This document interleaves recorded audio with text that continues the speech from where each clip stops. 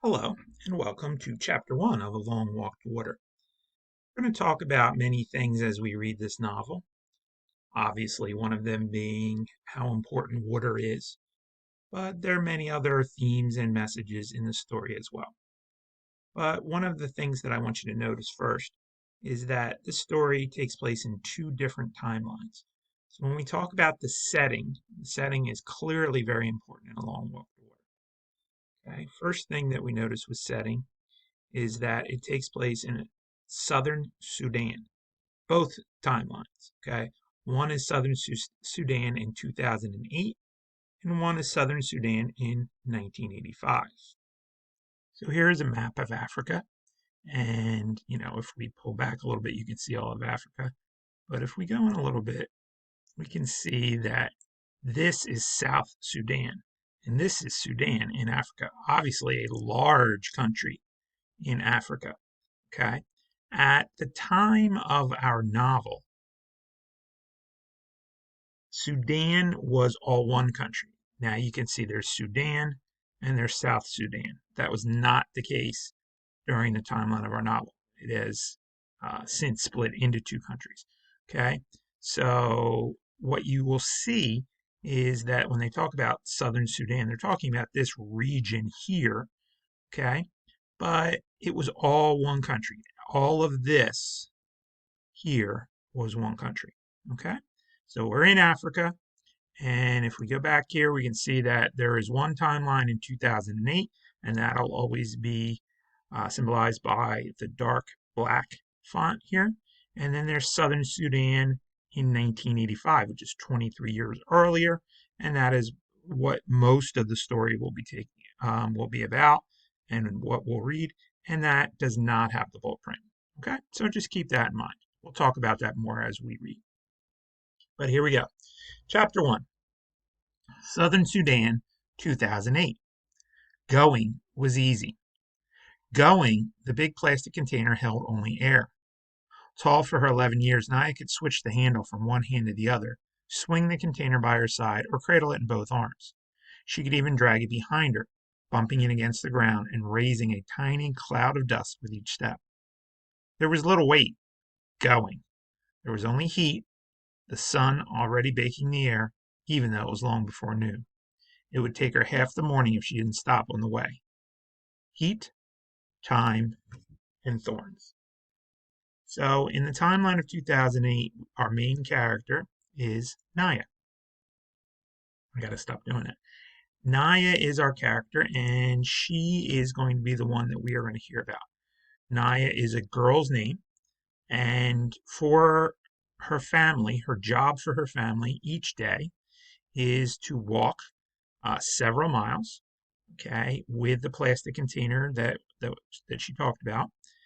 She has to go to the river or pond or whatever it may be, stream, whatever it may be near her, and she has to fill the plastic container with water and then carry it all the way back. That is the only way that her family will have water. Okay. Southern Sudan, 1985. Salva sat cross-legged on the bench. He kept his head turned toward the front, hands folded, back perfectly straight. Everything about him was paying attention to the teacher, everything except his eyes and his mind. His eyes kept flicking toward the window, through which he could see the road home. Just a little while longer, a few minutes more, and he would be walking on that road. The teacher droned on with the lesson about the Arabic language.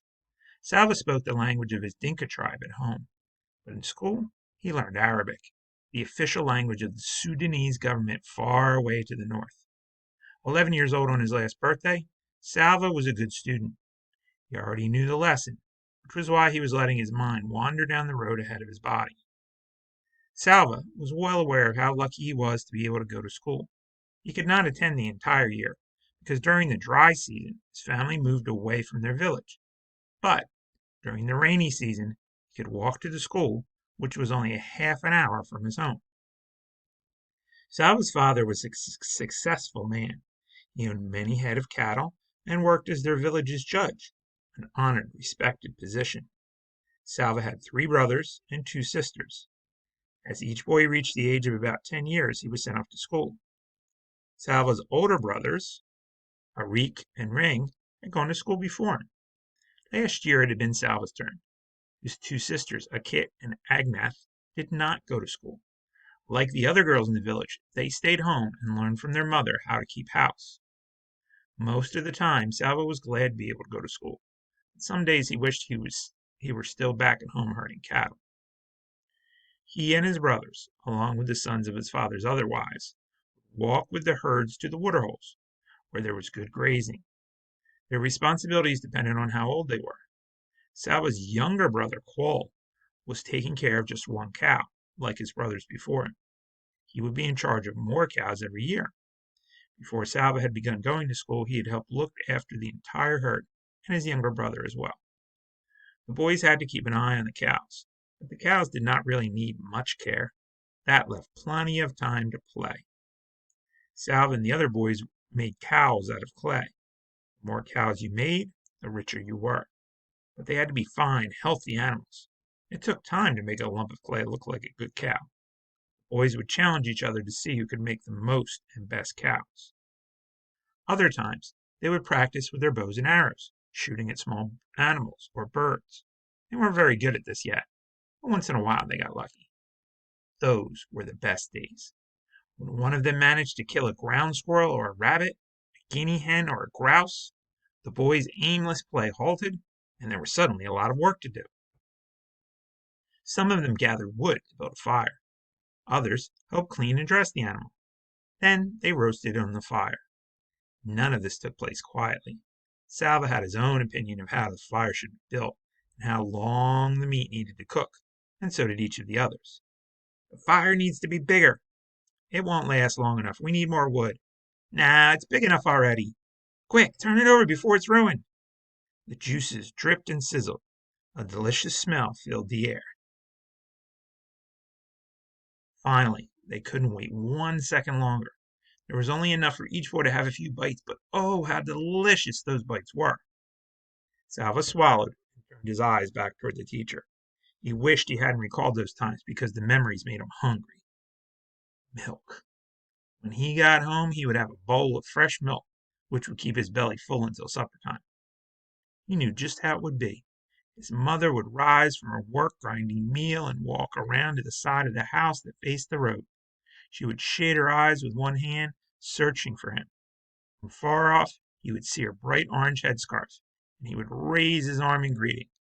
By the time he reached the house, she would have gone inside to get his bowl of milk ready for him. Crack! The noise had come from outside. Was it a gunshot, or just a car backfiring? The teacher stopped talking for a moment. Every head in the room turned toward the window. Nothing. Silence. The teacher cleared his throat, which drew the boy's attention to the front of the room again. He continued the lesson from where he had left off. Then crack! Pop! Pop! Crack! Crack! Crack! Crack! Crack! Crack! Gunfire! Everyone down! The teacher shouted. Some of the boys moved at once, ducking their heads and hunching over. Others sat frozen, their eyes and mouths wide open. Open wide. Salva covered his head with his hands and looked from side to side in panic. The teacher edged his way along the wall to the window. He took a quick peek outside. The gunfire had stopped, but now people were shouting and running. Go, quickly, all of you, the teacher said, his voice low and urgent. Into the bush, do you hear me? Not home. Don't run home. They will be going into the villages. Stay away from the villages. Run into the bush. He went to the door and looked out again. Go, all of you, now. The war had started 2 years earlier. Salva did not understand much about it, but he knew that rebels from the southern part of Sudan, where he and his family lived, were fighting against the government, which was based in the north. Most of the people who lived in the north were Muslim, and the government wanted all of Sudan to become a Muslim country, a place where the beliefs of Islam were followed. But the people in the south were of different religions and did not want to be forced to practice Islam. They began fighting for independence from the north. The fighting was scattered all around southern Sudan, and now the war had come to where Salva lived. The boys scrambled to their feet. Some of them were crying. The teacher began hurrying the students out the door. Salva was near the end of the line. He felt his heart beating so hard that its pulse pounded in his throat and ears. He wanted to shout, "I need to go home! I must go home!" But the words were blocked by the wild thumping in his throat. When he got to the door, he looked out. Everyone was running. Men, children, women carrying babies. The air was full of dust that had been kicked up by all those running feet. Some of the men were shouting and waving guns. Salva saw all this with one glance. Then he was running too, running as hard as he could into the bush, away from home. Okay, a couple key points here about Chapter 1. First of all, as I mentioned, Sudan used to be a much bigger country, but during this time, they were in what is called a civil war, and that's those soldiers who were fighting in the Civil War reached the area where Salva and his classmates were holding school, and that's why they had to suddenly leave the classroom. So a civil war, okay, is one that is fought between people in the same country. So someone from Sudan was fighting someone else from Sudan. There were basically two sides. Okay, to use for reference, the United States had a civil war. It was a long time ago. It was in 1861 to 1865. Uh, and ours was fought primarily between the North and the South. Now, slavery was the main issue, but it was certainly not the only one, but it was one of the main issues between the North and the South. And of course, the North won. They brought all the southern states who had dropped out of the Union back in, and we had the United States again after 1865. Now, in Sudan, the war is primarily between the North and the South also. Okay? The people in southern Sudan do not want to become Muslim like the people in the North. So they are rebelling. They're the rebels. The rebels in the South don't want to have the same religion like all of the people in the North do. So there's fighting between them about whether or not they should be forced to become Muslim. Okay? All right. Next question or next topic of discussion. And this might have made you wonder, excuse me, why did Salva's teacher tell him and all the other boys to go into the bush, which is like the woods, the cover, what little cover they have in Sudan, because it's not a lot of plant life there. Why did his teacher tell him to go into the bush rather than go home? Why would he say, "Don't go home, don't go home, go into the bush, run into the bush now"? And you might have been wondering about that. Well, the reason for that is this, okay? Soldiers from both sides, from the northern Sudan and from the southern Sudan, they needed more recruits. They needed more bodies, more soldiers, okay? So what they would do is they would go into villages and they would force young men, boys, to leave their families and to join the army. Although I guess they forced older men as well too, if you were still in good enough shape to fight. And they would make you join the army. They didn't care whether you believed in their cause. They didn't care much of anything. They just wanted bodies. And they said, "You will fight for us." They basically drafted you into the army. They showed up at your village. They said, "Let's go. You're coming with us." And if you refuse to go with them, then you could be killed right there. They might shoot you right there. That this should say thus, not this. Thus, Salva's teacher told the students to go into the bush until the soldiers went away. He was hoping that if they hid, that maybe the fighting would go to a different village, a different area, a different part of Sudan, and then Salva and his classmates would be able to go back to their own villages and not have to, not be forced to join the army. Okay? Finally, the question is, why did only the boys go to school?